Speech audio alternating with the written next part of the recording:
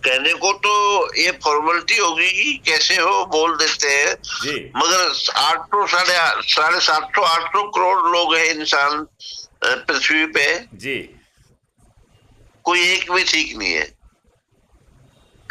वो ठीक क्यों अब नहीं? एक उदाहरण बताऊंगा। जर्मन का एक लड़का था, अरबपति का बेटा था, स्टडलर। अच्छा।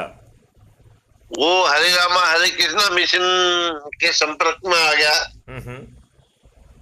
सारी प्रॉपर्टी छोड़ के हम्म।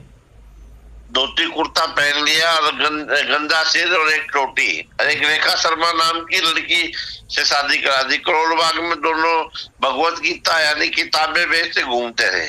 जी। जो जिसके पास है वो खोना चाहता है, जिसके पास नहीं है वो पाना चाहता है। बहुत सुंदर।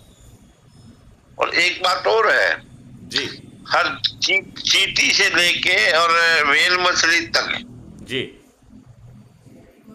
शाम को खाने का जुगाड़ करते हैं, जी सुबह विसर्जन कर देते हैं। जी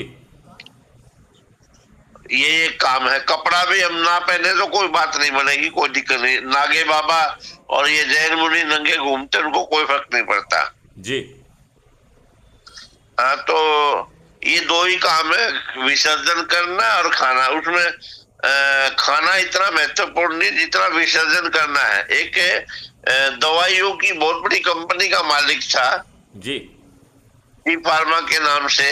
जी वो कभी हिसार में उसने कभी खरबूजे लगाए थे, पाकिस्तान से आया था जब। जी वो उसके पास मेरे एक्चुअली चंद्रशेखर जी की सरकार थी, जी उसका मेरे गुरुजी ने बहुत बड़ा काम करवाया था, करोड़ों अरबों का। जी दवा कंपनी थी, वो काम करवाया था। तो उसके पास मेरे को मिले कि गुरुजी, मैं बैठा उनके पास, तो वो कहता है मेरे को बाथरूम में ज्यादा मजा आता है खाने के बजाय। जी हाँ, जब आदमी, यानी ये एक सिंबॉलिक बात होगी कि जो त्यागना चाहता है, विसर्जन लेटरिन ही नहीं, मतलब कुछ भी चीज त्यागना कर चाहता है, उसमें ज्यादा मजा है ग्रहण करने के बजाय, वसूलने के बजाय।